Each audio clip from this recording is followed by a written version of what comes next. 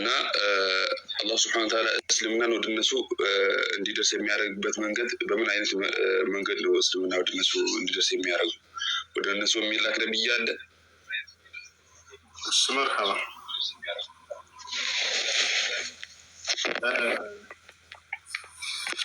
ነቢያቶች ለእነርሱም ነው የተላኩት። የማን እኛ ነቢያቶች በረገድ በዑለሞች መካከል ሁለት ሀሳብ አለ። እዚህ ቦታ ላይ ጥያቄ ጠይቃችሁ ስናገር ጊዜ ክላፍ ያለባቸው ሁለት ሀሳብ ያለባቸው ነገራቶች እኔ ራጅህ የሆነውን አንድ ነው የምነግራችሁ። ይህን አንጠልጥለው ይወስዱና ሰዎች ይህ ሁሴን እንደዚህ ብሏል፣ ሌላ ዑለሞች ደግሞ እንደዚህ ብሏል እያሉ የሚያያይዙ ቅዱሳኖች አሉ። የእነሱ እንትኖች ደግሞ የኛ ማየሪዎች አሉ። ይሄን ያደርጉ ቦታቸዋል። አና አኽበርኩም በማስረጃ እንጂ ከማስረጃ አንፃር ራጅህ የሆነውን ነው ያንን ነግራችኋለሁ። ኺላፎቹ ልንገራቸው ከተባለ የሁላቸውንም መናገር እንችላለን። ቦታቸዋል አይደለ? በማንኛውም ጉዳይ ላይ ሊሆን ይችላል። ቦታቸዋል። ይህ ነው እንዳጠቃላይ በዚህም ጉዳይ ላይ ልንገራችሁ። ለጅኖች የራሳቸው ነብይ ያላቸው የላቸውም ወይንስ ከሰው ነው የሚላካቸው የሚለው በዑለሞች መካከል ሁለት ሀሳብ አለ። አንደኛው ምንድን ነው? ከራሳቸው አላቸው የሚል ነው። ታዲያ ያንን የተለያየውን እንዴት ነው እኛ መያዝ የምንችለው የሚለውን ከቁርአንና ከሐዲስ ወደ እርሱ እንመልሰዋለን። اختلافات العلماء يعني لا يحتج بها وإنما يؤخذ بما ترجح عندنا من الأدلة في الكتاب والسنة والأصل هو كتاب الله وسنة رسوله صلى الله عليه وسلم. ሰዎች ከተካለፉ ዑለሞች የትኛውን የምንይዘው ቁርአንና ሐዲስ ላይ ሄደን እንመለሳለን። የትኛውንም ዓሊም የመያዝ ግዴታ የለብህም።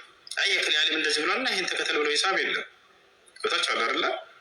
ያንን የዑለሞችን ንግግር ትይዝና አንተ ወደ ቁርአንና ሐዲስ ትመልሰዋለህ። ከዚያ በኋላ ያ የሚያስረዳውን ትይዛለህ። አላህ በቁርአን ላይ ፈኢን ተናዘዕቱም ፊ ሸይእ ፈርዱ ኢለላሂ ወረሱል አለ።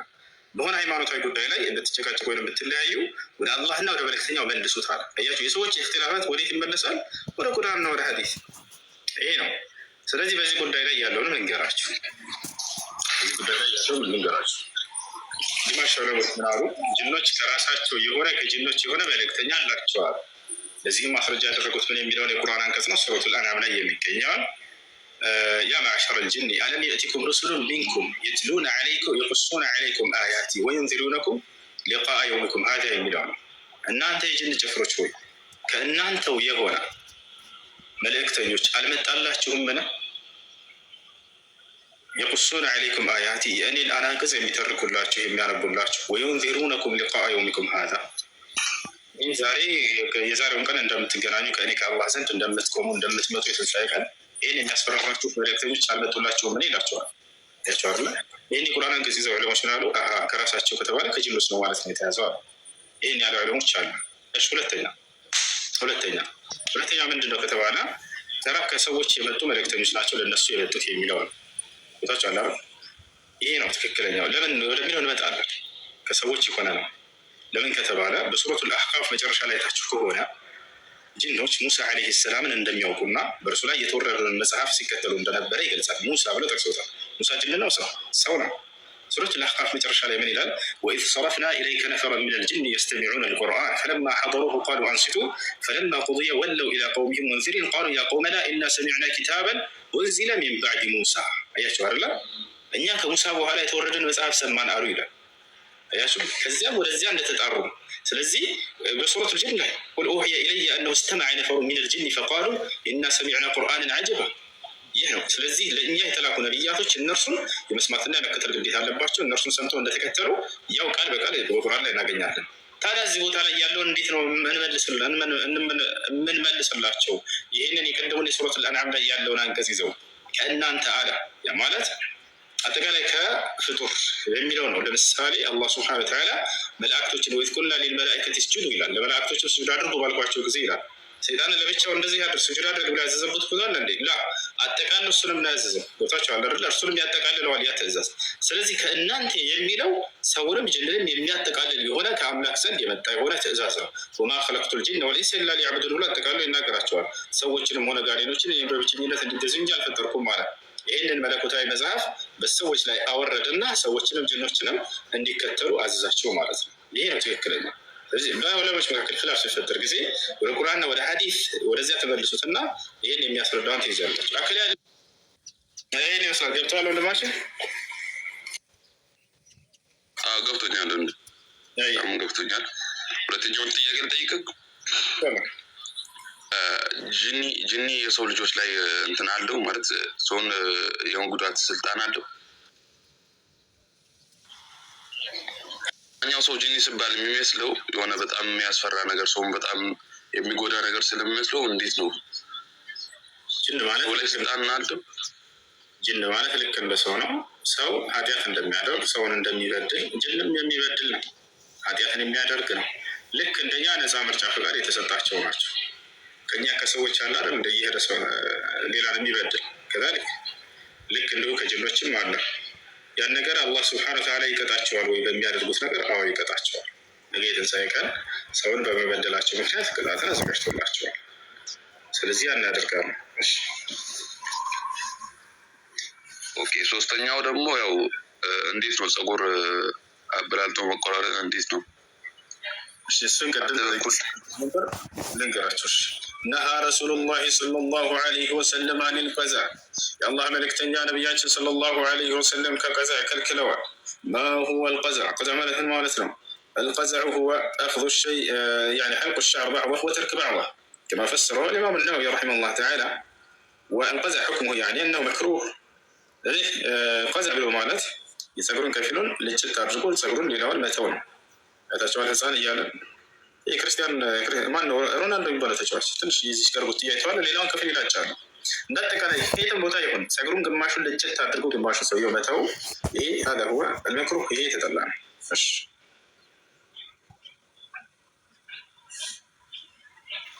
ሰላም አለይኩም ወሶ። ወአለይኩም ሰላም። እኔ ሙስሊም ነኝ፣ ይቅርታ ግን በጓደኛ ስልክ ገብቼ ነው። እኔ ብዙም እንትን አለልም። ጥያቄ ነበር ልጠይቅ ብዬ ነው። ኦኬ ወደዚህ ስመጣ ማለት ነው በ15,000 ብር ተበብዬ ነበር የመጣው። ከዛ ቤዛዬ ሲመጣ 25 ነው ያልኩሽ ብሎ እምቢ አለኝ። ቤዛሽን አልሰጥም ብሎ እምቢ አለኝ ማለት ነው። ከዛ ሰርቼ ከፍልሃለሁ ብዬ ወላሂ ብዬ ተቀብዬው ነበር የመጣሁኝ። አሁን እዚህ ከመጣሁ ባለቤቴ ላይ እየደወለ 3 የደውሎ እንዴት ብሬን አሰጡኝም እያለ አለ። ግን ቃሉን ያፈረሰ እሱ ነው። ሪካርድ ብናሰማው ራሱ አላምን አለ፣ እኔ አይደለሁም ብሎ ማለት ነው። እና ያኔ ሰርታ ትሰጥሃለች ምናምን ብሎ ነበረ ቤዛዬን የተቀበልነው ማለት ነው። አሁን የመስጠት ግዴታ አለብኝ ወይስ እንዴት ነው? ስለምን ቤዛ ነው የምታወራው ልጄ? አገኝዘ የመጣሁበት ወደዚህ ስመጣ በ15,000 ተበብለን ከዛ ቤዛዬ ከመጣ በኋላ 25 ነው ያልኩሽ ብሎ ከዳኝ እምቢ አለ ማለት ነው። አልበለዚህ አልሰጥሽም አለኝ። ከዛ ሂጄ ሰርቼ ከፍልሃለሁ በቃ ብዬ ተቀበልኩት ማለት ነው። እና እኔ ከመጣሁኝ ወዲህም እንዴት አትልኩልኝም እያለ ባለቤት ላይ ደወለ እና ሪካርዱ ነበር በ15 የተበባልነው። ስልኩ አጋጣሚ ሪካርድ ያደርግ ነበር። ያንን ብናሰማው እኔ አይደለሁም ብሎ ካደ። አሁን ታዲያ 10,000 ብርን የመስጠት አለብኝ ወይስ እንዴት ነው ነው የኔ ጥያቄ? ሀራም ይሆንብኛል ወይ ዝም ብለው ነው? በውላችሁ ነው። ውላችሁ በመጀመሪያ ስትመጪ ጊዜ በተዋላችሁበት ውል ነው። ነቢያችን ሰለላሁ ዐለይሂ ወሰለም አልሙስሊሙን ዐላ ሹሩጢሂም አሉ። ሙስሊሞች በውላቸው ይገኛሉ አሉ። ከተዋላቸው ከሆነ ሰው ጋር በዚያ ላይ ያንን በውሉ መሰረት ነው የምትከፍይው፣ ተጨማሪውን አትከፍይው እኮ። መጀመሪያማ ውላችን በ15 ነው ያለኝ፣ ያው በኋላ ጨምሪ ስላለኝ ነው እንጂ በአጋጣሚ ነው በይዘው የመጣ መጨመር አለብሽ አለኝ። ምን አለ? ከዚያ በኋላ ውል ቀየራችሁ እንዴ? አልቀየርንም። ያው እኔ ሰርቼ ከፍልሃለሁ ብዬ ነው የሰጠሁት ማለት ነው። ምክንያቱም እምቢ አለ። ሪካርዱን ባሰማው እኔ አይደለሁም ብሎ እምቢ አለ። እሺ ትብላችሁ። በሁለት ሰዎች መካከል ያለ ጥፋት ከሆነ እውነተኛውን ነገር ተናገሩ፣ ወይንም ሁለቱ መካከል አደራ። እኔ እዚህ እንደምሰማ ነው የምመልስላችሁ። ቦታች አላርላ እንዳጠቃላይ ውል ካላችሁ በመጀመሪያ በውላቸው መሰረት ትሄዳላችሁ። በውላቸው መሰረት ትሄዳላችሁ የሚለው ነው። አይሽ ሰላም አለይኩም። ሰላም አለይኩም። ወአለይኩም ሰላም። ይሰማል? ብዙ አዎ ይሰማል። እንዴት ነህ? ሰላም። ጥያቄ ነበረኝ። በእርግጥ የገባሁት በጓደኛ የቲክቶክ አካውንት ነው እና እሱም ይሰማኛል እኔ ጋር ስለሆነ ማለት ነው። አንዴ አያ ከላይ እናስቀድማ። አያ ሰላም። ሰላም አለይኩም ሁሱ። ሙስሊሞች አለይኩም ሰላም። በተታይ ጠይቂያለሽ። ክርስቲያኖች ላስቀድም ነው። እሺ ወንድማችን ጥያቄ እንግዲህ ሶሒህ አልቡኻሪ ላይ ነበር ጥያቄ የነበረው እና ነቢያችን የሰዎችን እጅ እና እግር ይቆራርጣሉ ምናምን የሚል አለ እና ከቲክቶክ ላይ ተቆርጦ ነበር ያየው። እስኪ በዚህ ላይ እውነተኛው ነገር ምንድን ነው የሚለውን እንደምላሽ ብትሰጠው። ሰየን ይዘን አሳየን። صحيح زانا زانا الإسلام لا يمنع ሰላም ነው እሱ ሰላም አለይኩም ሰላም ነው ሰላም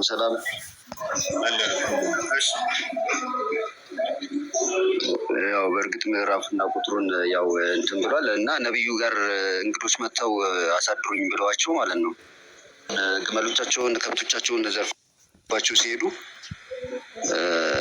ይዛችሁልኝ አምጡ እነዛን ሰዎች ምናምን ብለው የተፈጸመ ነገር አለ እና እስኪ በሱ ላይ እውነት ነው የሚለውን ነገር ላይ ነው ጥያቄ። ለማንኛውም አንድ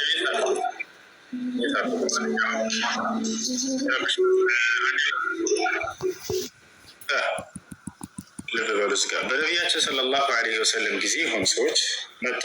ካፊሮች ናቸው፣ ከሃዲያኖች ናቸው። ምን አደረጉ? አظهሩ ያኔ الدخول الى الاسلام እስልምናን መቀበል እንደሚፈልጉ አስመሰሉ። ከነብዩ ሰለላሁ ዐለይሂ ወሰለም ፊት ምን አሉ? እስልምና እንቀበላለን አሉ። ነብዩ ሰለላሁ ዐለይሂ ወሰለም ከላይ ያለውን እናሚያት ተቀበሏቸው፣ እሺ አሏቸው። ከዚያ እነዚህ ሰዎች ምን አደረጉ? እናወጣ አውቀው በሙስሊሞች መካከል በተዘናግተው ገድለው ለመሄድ ነው። ከዚያ ምን አደረጉ? እኛ የምንበላው የምንጠጣው የለንም አሉ እነዚህ ሰዎች። እና እባክህን ሙሐመድ የሆነ ነገር እርስጠን አሉ፣ አድርግልን። ነብዩ ሰለላሁ ዐለይሂ ወሰለም አገዟቸው ካለው ነገር። እነዚህን ግመሎች ተጠቀሙባቸው። ጭራሽ ምን አደረጉላቸው? አገልጋይ ሁሉ ሰጧቸው። አንተ ደግሞ ወንድሞችህ ናቸውና እነዚህ አገልግላቸው በዚህ ብለው ሰጡት። ምን ያደረጉ እነዚህ ከሃዲ ሰዎች? ልክ ነብዩ ሰለላሁ ዐለይሂ ወሰለም እንደሄዱ ሲመሽ ጊዜ የምንጠብቀው ምን አደረጉ? ይህን ነብዩ ሰለላሁ ዐለይሂ ወሰለም የላኩላቸውን አገልጋይ ገደሉት። ይህን እዚህ ጋር በደንብ ያሱ ገደሉት። ከዚያስ እነዚህንም ነገራቶች ሰብስበው ግመሎችን ምናምን ዘርፈው ሄዱ። በቃ አያርላ። ስለዚህ ሁክሙ ምንድን ነው? የገደለ ሰው لا يحل دم امرئ مسلم الا باحدى ثلاث: الثيب الزاني، النفس بالنفس، التارك لدينه المفارق للجماعه። የሰው ነፍስ ስላጠፉ ምን መደረግ ነበረባቸው? ይመረቋቸው?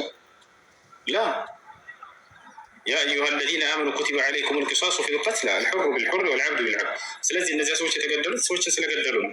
ያንን ሷሃባ ገደሉት። ገብቷል አይደል? ከዚያ በኋላ እንዳሉ ይመስለው ያንን ዘርፈው ሄዱ።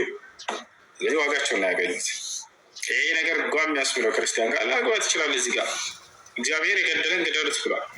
ማየት የሚፈልግ ካለ ሳያለሁ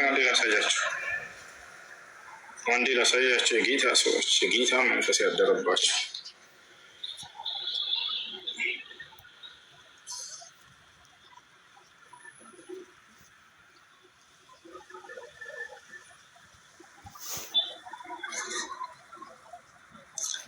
ያው ሰው ሰውን ቢመታ ቢሞትም እርሱ ፈጽሞ ይመረቅ ይላል። ይቅርታ ይገደል። ሰው ሰውን ቢመታ ቢሞትም እርሱ ፈጽሞ ይገደል።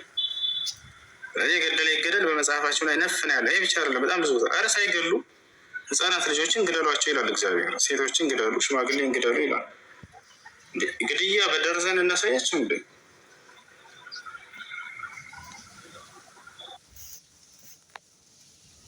ያው እዚህ ጋር ሰሉ ምን አለ እግዚአብሔር? ሽማግሌውን፣ ጎበዙን፣ ቆንጆይቱን፣ ህፃናቶችን፣ ሴቶችን ፈጽማችሁ ግደሉ። ያው ሴቶችን፣ ህፃናቶችን፣ ሽማግሌን ግደሉ። ነቢዩ ሰለላሁ ዐለይሂ ወሰለም ምን አሉ? አደራ ሴትን፣ ሽማግሌን፣ ህፃንን እንዳትገላሉ ያሉበትን ላሳያችሁ። እነዚያ ሰዎች የራሳቸው ጥፋት እንጂ ያስገደላቸው ነብዩ ሰለላሁ ዐለይሂ ወሰለም ገዳይ ሆነው አይደለም። ተመልከቱ፣ እዚህ ጋር ላሳያችሁ። ሱነትን ተኽሪጅ ሐዲስ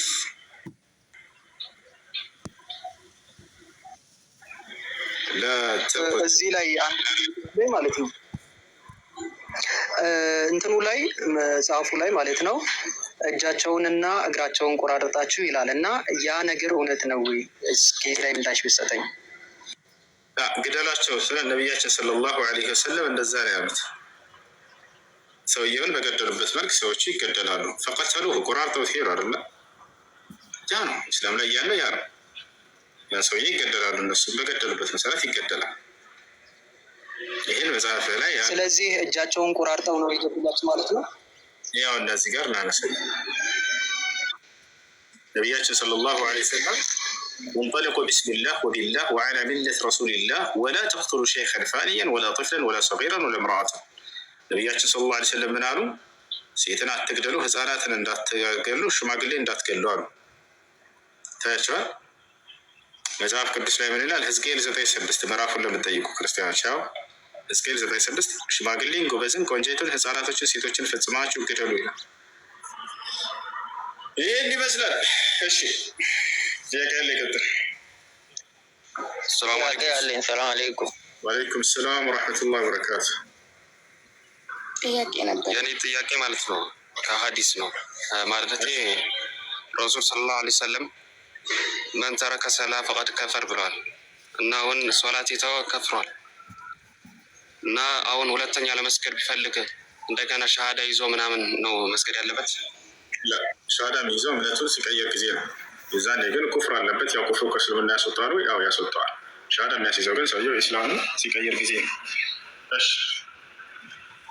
እና ሌላ ጥያቄ ደግሞ አሁን ሰሜን ኮሪያ ምናምን ያሉ ሰዎች ሃይማኖት ምናምን አይፈቀድላቸውም እና ስለ ሙስሊም ምናምን ምንም አይሰሙም እና እነሱ ቢመጡ ምናምን ምንድን ነው ወደ ጀሃነም ነው የሚሄዱት ነው ወይስ? ፍጃ ያልቆመባቸው መልዕክት ያልደረሳቸው ሰዎች የእሳት ናቸው አይባልም።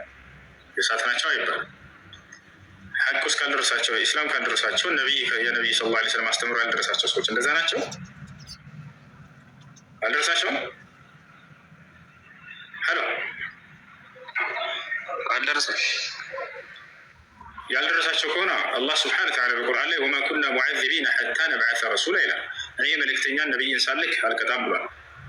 ነቢያችን ሰለላሁ ዐለይሂ ወሰለም ሐዲስ ላይ ምን አሉ? ወለዚ ነፍሱ ሙሐመድን ቢየዲህ ኢነሁ ላ የስመዑ ቢ አሐድ ሚን ሀዚሂ ልኡማ